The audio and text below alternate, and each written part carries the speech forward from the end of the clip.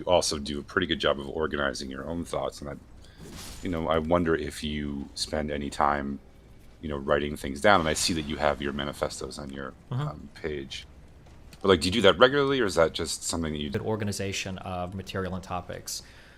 And yeah, I super appreciated that book. I think it's a really good book in writing. I think anybody that wants to write anything should be forced to read that book. Yeah. We're going to depend on the types of games that you play, but if you play team-oriented games, you are absolutely picking up. If you're trying to, you can pick up vital life skills. He's to the south of Cilia. His shack is marked on your map. Somberstone 8 and 9 at the top of this hill. Wait, is there really? Hey, what's up, man? Hey, how's it going? Not bad. How you doing? I'm doing great. How are you doing? Good. By the way, you're correct. 60 is like average for an adult. Wait, what did you say? Resting heartbeats, like 60 is, average for I an think adult. 60 to 100 is average. Okay, let's be a little charitable, but Yeah, you're right. If you're down to 55, you're doing pretty yeah, well. I am doing pretty well. Thank you. I see your chat was giving you shit about it. I got a quick question about this game. Is there level progression, or is there only gear progression? No, there's level progression. Is it like, is this also open world that I'm seeing right now? Yeah, it kind of is. Yeah. I dig open world games. So yeah, man. I thought the other day went well. How'd you feel about it? Yeah, I think I went fine. Thought it was a good mix. We had about 30 minutes of listening to you and about 30 minutes of questions, which I thought was a pretty good balance. Mm-hmm. I did get some feedback from the students, and I think my favorite comment was something along the lines of, he gave me a lot of really good little tips and tricks that I thought were going to be useful. So Nice. Well, that's good. yeah, and then my boss surprised me, which was nice. He seemed to approve, and he dug it. He wanted to. He gave me the green light to continue next semester if you want to come back in the fall and do something similar. Yeah, sure. Just let me know the topic and everything. Yeah. Yeah, it's a ways away. I'm still buried in papers for the semester. Mm-hmm. But I've also been thinking about, I don't know, as a teacher, I'm constantly trying to think about the best way to get through to my students, right? Mm-hmm. And, to help them get a good grade in the class is, I think, what most teachers want, right? They want their students to get a good grade in the class, and I do too. My goal is to have everyone get an A in that class, and I tell them that. But I'm also interested in helping them gain life skills, Mm-hmm. because I think that's something maybe they don't always realize. When they come into my class, that the skills that they're learning in this class are really our life skills, right? I don't know how often you write things, but writing, we think in language, and learning how to write and organize your thoughts, I think, is a pretty valuable life language or Yeah, life I mean, I skill. would agree. I mean, I think some of my manifestos, I would say, have been pretty well written, and I think that my ability to either vindicate myself or establish some record can be pretty reliant sometimes on my writing skills. Yeah. It seems to me that you have a really you have a knack for cutting through to axioms and finding the sort of root of a lot of the arguments, and you also do a pretty good job of organizing your own thoughts. And I wonder if you spend any time, writing things down. And I see that you have your manifestos on your Mm-hmm. page. But like, do you do that regularly, or is that just something that you do when you absolutely need to? Probably only when I absolutely need to, but I think about writing a bit. Yeah. I think I was really lucky in that. I think I had a really, really good high school education. Um, Yeah, so I have I think I got a lot of skills from high school when it comes to writing, and then I think because of that I'm able to apply those to things that I do when I write stuff, and it helps, I guess. Yeah. What do you value from your high school education? Like, why do you say it was so good? What about it made you think it was really good? I don't know. I have a lot of people that make comments about how intelligent I am sometimes when I just say stuff that I remember learning in high school. It just seems like, yeah, I don't know. And I mean, like, it was a private high school. Like, I took a lot of AP courses, a few dual enrollment courses. Like, I had a really good. My teachers seemed to be pretty good. Yeah, I don't know. It was a good. I guess it was just like a really good high school. Yeah. Yeah. Or maybe just the average person is really fucking dumb. I don't know. And if I would have went to a public high school, I'd feel the same. Who knows? I don't know. Who knows? Listen, I didn't say you're really smart. Oh well. Let's establish something here. Yeah. Okay. No, I'm just kidding.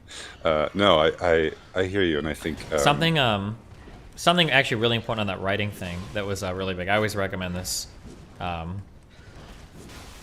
Jesus, I always recommend this to people because I don't read that much. Obviously, I don't have many book opinions. There was a book that we had to read in high school called I think it was Strunk and White, and the name of the book is Elements of Style. And that book was really, really, really important. I think that should be like a must-read to anybody writing anything ever.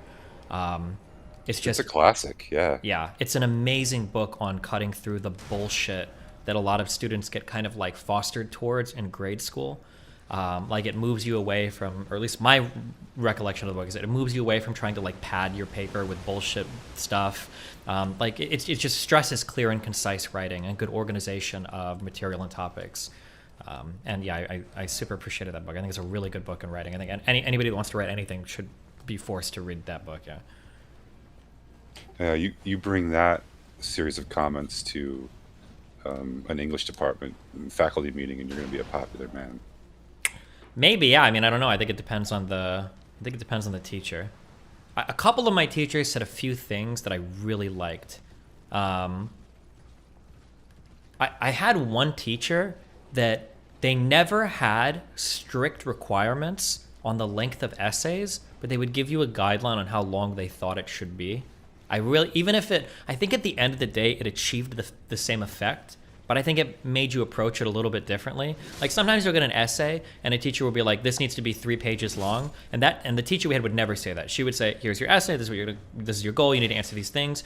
Chances are if you respond to the prompt accordingly and you provide as much information as you should, it's probably going to be about 12 paragraphs. It's probably going to be about a 2-page paper. It's probably going to be about a 3-page paper. That's what she'd say. And and there's a difference because when you're writing to have to write 3 pages, you're just trying to fill bullshit up. But when the teacher's like, it should be about 3 pages. If you've got like a page and a half, you're like, fuck, like, am I missing something? Like, I don't know. The way that we would approach papers in high school would change just because of the way they would state that. Yeah. Yeah, I completely agree. I like to give them a pretty big range, right? So what I'll say is, let's say that I want the paper to be 1,250 words, right, in my mind. So I'll say you should aim for somewhere around 1,250 words. Sure. But I'll accept, anywhere between 900 and 1,700, right? If you feel like you've really covered all the ground and very concisely, and you've done it in 1,000 words, fine, great. Yeah. I do think that's important. You said you had other things too, though. I'm interested. Other things, what? I thought you said that you had a couple of things that your teachers did that you appreciated. That was one. I'm sure there are other things. I can't remember them at the moment, but I know that was a big one. Not having the set page lengths. Yeah. I relearned a lot about research and shit. I went to a private grade school as well. But I relearned a lot about citing and quoting stuff that I get. I don't know where public school kids are at on this, but I remember in grade school, learning how to appropriately cite something is you take a passage and then you open a thesaurus and you change some of the words, and now it's original research. I have really good teachers to tell you how to incorporate research into arguments that you're making. So learning how to apply quotes in the middle of sentences, spot quoting they call it. Learning how to take research, synthesize it, understand it, and then present it as your own material, kind of, while still citing the author and stuff. That was pretty good. There's probably a lot that I take for granted, but I feel like all the classes that I had for English were really good. Yeah, it shows in the way that you approach critical thinking and analysis, I think. which I think, for me, analysis is the most undervalued skill that we teach, because I think all other forms of thought build off of analytical processes, right? Mm-hmm. In order to be able to understand complex problems or complex ideas, you first have to break them down into component pieces in order to have a better understanding of the whole. And in order to, engage those things, you have to be able to do that process. And it amazes me how many of my students come into a freshman composition course not knowing what the word analysis means or how it works or anything about it. Sure. And I watch some of the things you do, and I think, yeah, he's pretty good at that. The other thing I do is I teach via Socratic method. Did you ever have a teacher like this? So Yeah. I The goal of the basically, teacher is to kind of lead you through a conversation by asking you to think about things. Yeah. yeah, yeah, exactly. And I'm sure a couple of things that I do to even the odds. At the end of class, I always leave 15 minutes for the students to ask me questions, Mm-hmm. because I think that's only fair. But I do feel that, especially in college, a lot of the times they get lectured at for long periods of time, right? And Yeah. I think one of just the biggest hurdles that you have to jump through, depending on what you're teaching, is like getting students excited for the material. Because if you can hit that mark, everything kind of flows pretty naturally from that. Or you're in a position to build. But if the students are there because it's like a gen ed requirement or whatever, they don't really care as much. It becomes a lot harder to get the students like motivated or excited for the stuff. Yeah, and it ends up, so the courses that I teach, probably half of them are required courses, Mm-hmm. and that ends up feeling punitive to a lot of the students, right? Yeah. And so I have my little shtick, which is that on the first day of classes, whatever, I introduce myself, I take a quick attendance, and I say, raise your hand if you wanted to take a freshman comp course in college this year. Please be honest, you're not going to offend me. Mm-hmm. And I usually get, one or two kids that raise their hand, and maybe they're even telling the truth, but most of them don't. And then I usually say something like, "Thank you for being honest." And Mm-hmm. then I say, "Raise your hand if you'd like to have a job someday that your degree qualifies you for." And then they all raise their hands, or almost all of them. I usually get one or two that don't, which is always interesting. Sure. But and then I say, "Listen, if you want to have a job that your degree qualifies you for, you need to learn how to communicate via writing." Because you have to write an application letter, right? Mm-hmm. You have to communicate via email. It doesn't matter how good you are at doing the thing that you do if you cannot communicate it to the people who might potentially hire you, Yeah. and I think one your of the big, bosses.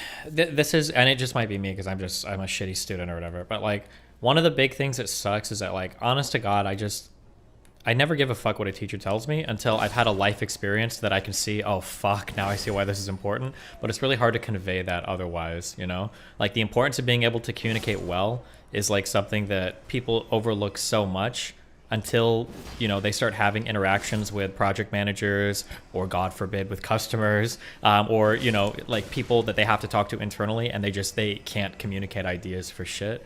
um, but by that point it's already too late, right? Because no young professional in their mid-20s wants to go back to school to take a writing course or something. So yeah, it can be really hard sometimes to get people to understand the importance of being able to communicate effectively. That's exactly right. Yeah, and it's really hard to. I mean, when I was 18, I didn't have a very good sense of what the world was, right? Because I grew up in a small town, Hmm. and I didn't necessarily, you just don't have the life experience. Yeah. And you're right; it's really hard to convince anyone.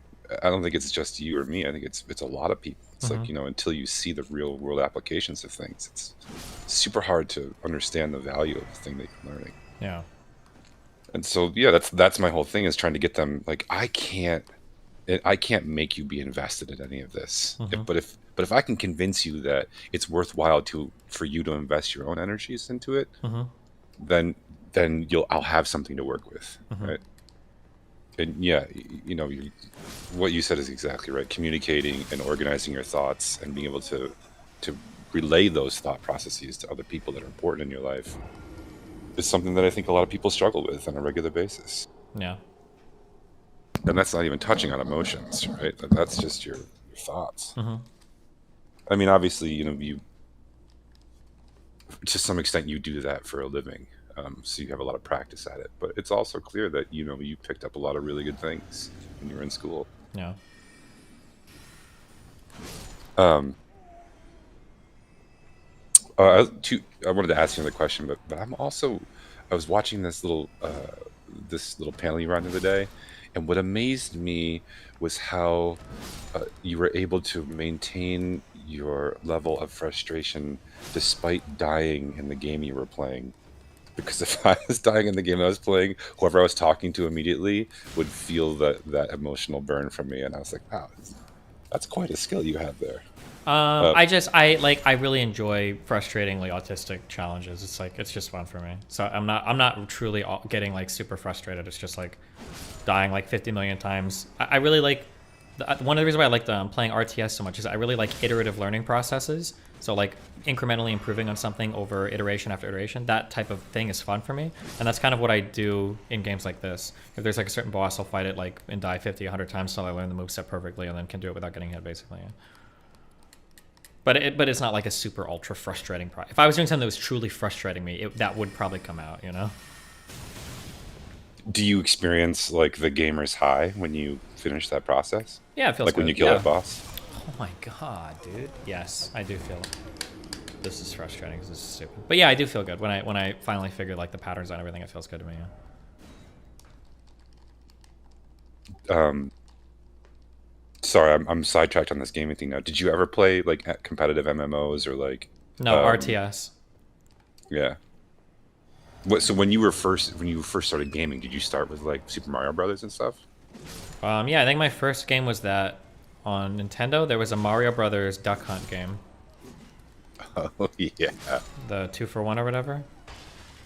yeah, I was terrible at that game. Yeah. So I've been looking in. So here's the thing I wanted to. I'm getting to it now. I forgot about this. All right, so one of the things that I do as a gamer, right? I know that this connects me with a lot of my students, and a lot of other professors don't necessarily have that connection. So I do try to utilize it, sort of socially, to build rapport with my students, which is helpful. Yeah, of course. But I'd also very much like to find ways in which I could work these things into my pedagogy and curriculum, right? Because I think that there are valuable like lessons and skills to be learned through certain types of games and gaming. And so I've been thinking about how I can do that, as a sort of so one of the hot button things now is experiential learning, right? Um, it's super going to depend on the types of games that you play, but if you play team-oriented games, you are absolutely picking up, if you're trying to, you can pick up vital life skills. Oh man, I could give so many good examples of this. Do you know a game called Rust? Yeah. So here's like a group dynamic thing. If I'm in Rust and I've got 10 players, and let's say that I'm like the leader of the team, or I'm calling shots on like a raid or something. If I say something like, somebody needs to cover this door, somebody needs to bring a ladder. When you say things like that in a group setting, nobody will do them. They can't do them. That's stupid. You have to assign and delegate responsibility on the spot so that somebody has accountability for what's happening. You have to say, John, you need to cover the door. Bill, you need to get the ladder. If you're not willing to dole out a specific responsibility, but you just say like, hey, somebody take care of that, it's not going to get done because nobody's being held accountable for it. I think back to this when I was organizing like all the canvassing stuff. Sometimes I would fall into old bad leader habits where when we were all leaving, like I was very big on making sure trash was cleaned up. I hate littering, and I don't want to charge a group or be in charge of a group that's littering. And sometimes I'd say like, oh, hey guys, like make sure like all the pizza boxes and everything are like cleaned up or whatever. But if I would say that, sometimes there'd still be trash there because nobody's being held accountable for it. But if I change that statement to like, hey, Fred, it's your responsibility to make sure that all these pizza boxes are like cleaned up by the time I leave. If I call out one person and now there's somebody with accountability, the difference there is that job will get done and that person will make sure it's done. Either he'll do it himself or he'll delegate it to people to make sure it's done. So that's one example of being in a leadership role. The idea that like you have to have like accountability on certain players in order to get particular tasks done. If you're playing big management games like EVE Online, you can learn a lot of things about like bringing people together for decisions, how you can involve everybody in decisions while still ultimately being accountable for them, taking accountability for mistakes that you make as well as successes as a leader. Because if you're a good leader, you're not only, do you look good when things are successful, you have to also be able to take accountability for your own faults and explain to everybody why things went wrong. Delegating like management roles, why is it important to have a chain of command? Why can't you have every little employee going to talk to every, CEO to figure out a problem? Why is it important to have to, like, all of these things are things that you can learn through like team managed video games. But if you're just playing like, like NFL, whatever, or if you're just playing Call of Duty, you probably won't get these as much. The social dynamic stuff when you've got teams involved, especially when you're leading teams, I think becomes, that stuff becomes a lot more vital. Sorry, that was a big ramble, but. No, I think that's right. Yeah, so that's why I'd asked you if you'd played like a raiding MMO game, because in those, like, if you have a raid of 40 people, right? Everyone's got to know their job. Yeah, for sure, yeah. And the leader has to hold them accountable, or they will fuck it up. Right? I mean, even if you do hold them accountable, they're going to fuck it up sometimes, and the leader is going to fuck it up sometimes, which is exactly what you're talking about. But I was thinking about, so yes to all those things. Specifically, I was thinking about the other thing I teach besides, well, I teach a lot of things, honestly, whatever the senior professors don't want to teach. But I end up teaching a lot of creative writing courses, which I like. My degree is actually creative writing. So that's, I write books. So one of the things that I just sort of touched on this past semester was I got a bunch of pictures of like Dungeons and Dragons characters or fantasy characters, right? And then for my fiction class, I asked them to sketch a character profile for any 3 of these characters, just based on their pictures. Jesus, sorry. My mind just goes to horrible places to where this could just go so wrong. But no, yeah, I mean, I'm sure these go well, yeah. Well, I mean, I don't have, like, if they want to write about, they can write about whatever they want about in those classes. It doesn't, I've had, I had a student write gay porn fanfic. Oh, nice. I think it's called Slash, right? I don't know. I'm not that well versed in it. Okay. But that didn't matter to me. What mattered to me was that it started off being kind of poor writing. Obama. And by the end of the semester, it had much improved. Nice. But yeah, I mean, but I've been thinking about, narrative, right? Plot and character and setting, and how I can work in, gaming to these things, because A, I think it's useful, and B, it's the language, right? It's the language that they speak. I was thinking about Valheim. You know that game, right? Yeah. I was thinking about how sort of simple and beautiful it is, but also how you're creating your own narrative in that game. And but it doesn't have a heavy emphasis on character, which is one of the flaws. You can play with several people at once, and sort of like, decide what kind of narrative you want to weave. Do you want to go out and hunt trolls? Do you want to build a big castle? Do you want to sail around the world? Something really satisfying about just sailing around the world in that game. Yeah, for Obama. sure. Yeah, so you ever play games like, these are a lot more difficult to manage, but have you ever played games like RimWorld? I love RimWorld. I've probably got 300 hours into RimWorld. Okay, yeah, then okay. So those are super heavy, like build your own narrative types of games, right? Yeah, that stuff. I love that stuff. And I don't give a shit about the graphics. If you ever have the chance to, there's another game, a little bit more niche, but a game called Star Sector that's like a 10 out of 10 for that type of stuff as well. But I'm just writing this down. Can I find it on Steam? I don't think so. Sorry. Oh no, I think they have their own website for the game. It's kind of weird, but it's a really good game. But yeah. Yeah. Okay, this guy. Are you just slaughtering ghosts right now? No, there's like one dude in this fucking town that has a stupid fucking magic attack that just fucks me up. Oh, yeah. Okay. Can you draw him out with line of sight? No, I just need to not be a fucking moron, and then I can kill him easily, which I did. Okay. Yeah. Nice. I think game stuff can work, but do you ever worry that it gets like a little bit too nerdy for some people in the class to like care much about? Like if you've got a class of like people from all backgrounds, but they really care much about like a D&D character? Well, no. So I have, yeah. You have to know your audience, right? Yeah, of So course, yeah. one of the schools is a gaming school. So anytime I teach there, A game, I like a know. school for, oh, like game design, not like to be pro gamers, right? I mean, they have a team. They're not ranked, Uh huh. right? But no, it's for game design, narrative, writers, designers, coders, Mm-hmm.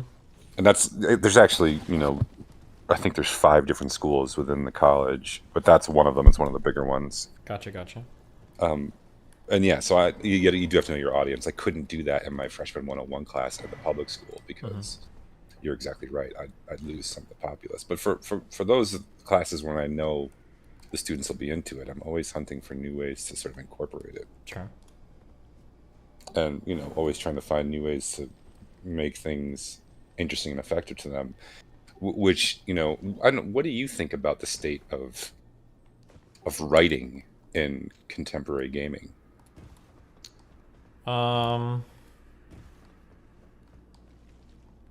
Like, I heard George R. R. Martin wrote some dialogue for this game you're playing now. yeah, I have a lot of problems with games today, but it's hard for me because it might be like I might be like a very aged like boomer person when it comes to like preferences for games. Things have shifted away from stuff that I like a lot. Um, I guess like when I was growing up, like the types of role playing games that I played had a very big emphasis on character and character development. But now we've kind of like trended away towards that to kind of like open world stuff that has no character development. So I couldn't give a fuck less about like Skyrim or like any of the Dark Souls game stories. Like I don't really care. I was like really big into Japanese RPGs. So things like all the Final Fantasy games, like Secret of Mana, like fucking Fantasy Stars, like these games that have a really big emphasis on like the character development. Those were the types of games that I enjoyed. But I think that we, for the most part, kind of moved away from that type of game stuff, with limited exception. The Witcher would be an exception to that. That is like it's really big on character development. But yeah. Did you play Red Dead too? No, I didn't. But from what I've seen of that, that looks like it would be an exception as well. Like that's a game that focused a lot on characters and everything. Oh, I played like The Last of Us. That like I think that was really well done. Yeah. Yeah, Last of Us is also really good. Mm-hmm. I loved Red Dead 2, and I do not like Rockstar games in general. Really? Um, yeah, Okay. I don't like the way that um, they make their online components, Oh, I and don't know anything about that, but I know I loved every Grand Theft Auto I played. I only played like 3 of them. I think I played Vice City, I played San Andreas, and I think I played GTA 2. I really liked the characters and everything in all of those games, but yeah. yeah, okay. So I should modify my statement. I did like the character development in San Andreas, which I played. Hmm. I'm not super big on just like the whole rest of the game's mechanics in terms of like driving around shooting things. Sure. I guess I prefer riding around on a horse and shooting things. I don't know. Hmm. But what I really liked about Red Dead 2 is that it like repeatedly kicked you in the gut with the storyline, Sure. and it really got you invested in these sort of gray area characters. Hmm. And it didn't, it has a couple of people who are clearly bad guys, Yeah. but you're able to play your own character as a sort of like lighter dark path. And a lot of the other characters are sort of have these gray moral spaces, and it does a really good job of that. And it was, I was fairly devastated by how that game ended. Hmm. I thought it was beautiful, or the ending of the first main part. Anyway, no spoilers, but Sure. yeah, I'm always looking for those types of games also. And yeah, I I just wonder at like so these some not insignificant percentage of these students are going to try to go out and work for major game studios, right? And they're going to try to get these entry level jobs, and a lot of them do. There's a lot of success stories, and eventually some of them are going to be put in a position where they're able to do some writing for these things. And to be honest, I would love to do that also. Hmm. But I find that I agree with you. Like, I pick up some of these games, and I'm like, this is fucking shitty writing. Yeah.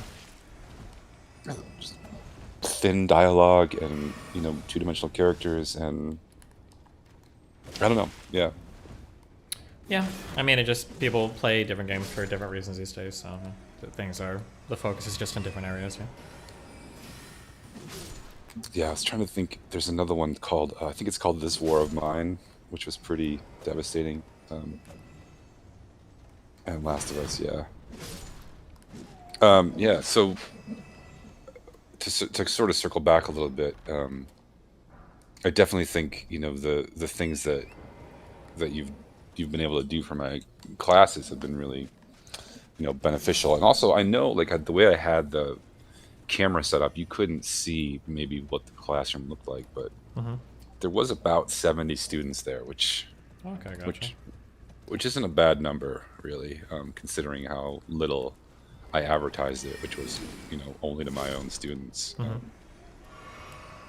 But I do think there's a chance if you want to come back in the fall and do that same school, that we could probably get more students in. Although, to be honest with you, I'm not sure if that's better or worse for the students.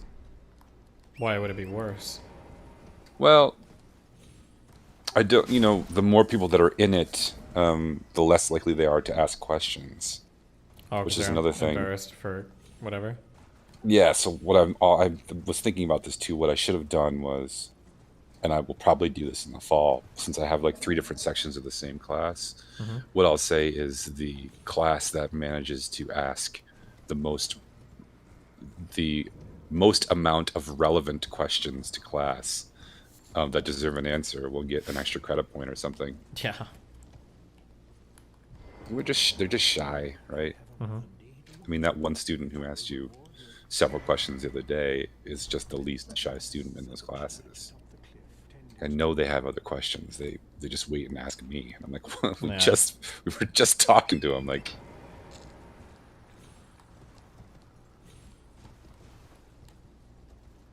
Okay, well. Anything else? all right, good man. I appreciate it. I will be, just gonna, take the rest of the semester and finish this out for the next month and a half. And I probably won't get back to you to the summer. I know you'll miss my presence dearly, but Yeah, I, just shoot me an email or Discord message or whatever. I know. yeah, I appreciate it, man. Thanks a lot, and yeah, have a good spring, and I'll talk to you in a couple months, man. Yeah, have a good one, dude. Take care. I'll see you later, bro. Okay, somebody said there is a somber smithing stone 7 somewhere in one of these caves. Where?